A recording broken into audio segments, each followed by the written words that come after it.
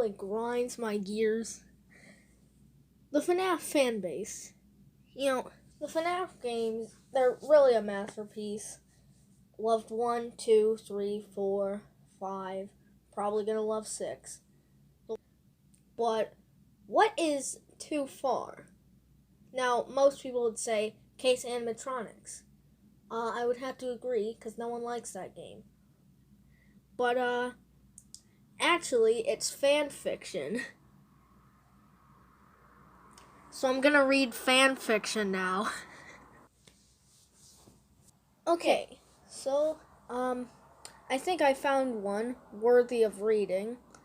It's by this person named Grizz. And the description thing says, having befriended the lone security guard, Freddy and the gang decide they should get to know him a bit better. After so many years alone, maybe all they want is a human's touch. Rated M for smut in the following chapters. Mike x Freddy Fazbear crew. Arriving at the stage, Mike had to stifle a laugh as he saw the Fazbear band sat cross-legged in a circle, a small space saved for him. It was still so alien to see them replicating basic human behavior, but it warmed his heart to see them try. Taking a seat between Freddy and Bonnie, he noticed an empty soda bottle laid on its side in the center. You've got to be kidding me, Mike groaned. Oh, come on, Mikey. You never played Spin the Bottle before? Chica questioned. Of course I have, when I was a dumb teenager. Freddy chuckled, patting Mike on the back with his giant paw. Well, now you're a dumb adult and you've got nothing better to do. The computer in the back room told us this was the official party game. The Night Watch buried his face in his palms, sighing heavily before raising his head, unable to resist beaming back at his friends, his giant robot friends. If anyone knew of this, they'd probably have him committed into a mental institution. Chica clapped her hands together in glee. Ooh, your turn, Mike. Let's see, truth or dare. Well, I'm not up for dancing to the Fazbear theme again, so I'll take truth. Okay, tell us, Mikey. When was the last time you made out with someone? The guard choked quietly, face heating up as the mascots leaned in, eyes staring as they waited for his response. I fucking can't at this point. Wow, I don't know, like, in college, it's been a few years, I guess.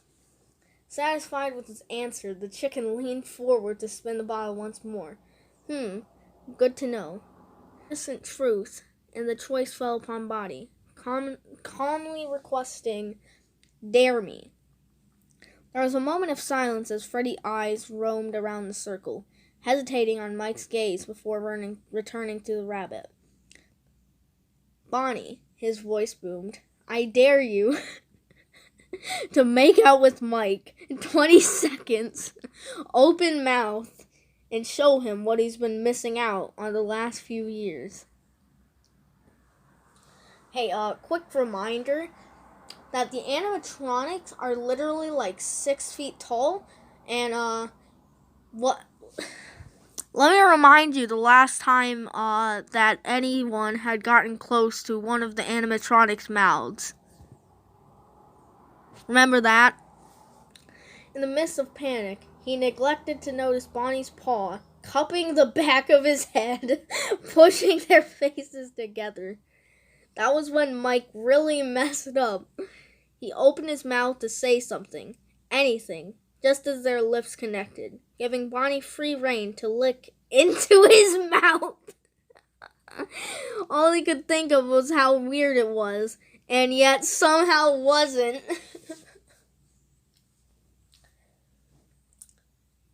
By the way, aren't kids in these suits? Dead ones? So is this a fan fiction with necrophilia and pedophilia and probably robophilia? I do wonder. Easily as that, the game continued. It was something akin to a teenage house party, everyone swapping saliva and awkward confessions. But instead of teenagers, there was a security guard and 4 animatronic creatures. Who are kids. Dead ones at that. Mike wondered if he had truly lost it long time ago. Perhaps he was in his padded cell right now, and this was all in his head. He pinched himself. Nope, the fox and the rabbit were still kissing. What the fuck? Now they had all been with each other, Mike managing to work his way around both Chica's beak and Foxy's teeth. He had regaled with them with the cringe-worthy tale of his first time, and even divulged some of his secret fantasies, much to the interest of the gang, who had given up on the charade of innocence. They all knew of Foxy's newly discovered penchants for bondage, and Chica had even expressed an interest in food play. What the fuck is this? It was 4 a.m. The bottle aimed at Mike one last time as Freddy turned towards him to offer his choice, truth or dare. Okay, Mike, we've all had a little taste of each other, and I think it's safe to say we've enjoyed ourselves. Freddy's voice vibrated through him as he spoke, commanding attention as he continued. For this last minute, however, it's not quite as simple.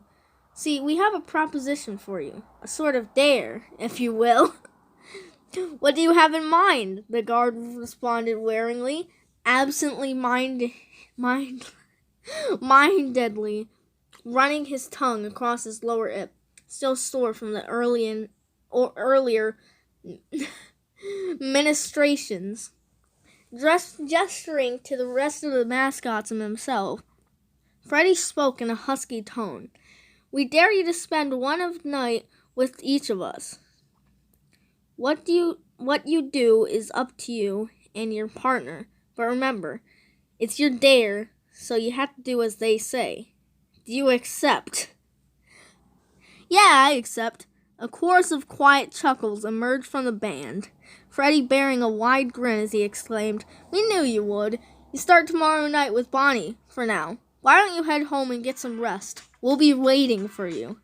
Mike nodded dimly and stumbled to his feet, making his way to the door. It was like day one on the job all over again, a single thought reverberating in his skull. What have I got myself into? You know what? You're getting no outro. I'm just gonna end it right here, because you're all ugly losers for clicking on this. Why did you click on this? You expected fan fiction and you still clicked on it. See ya.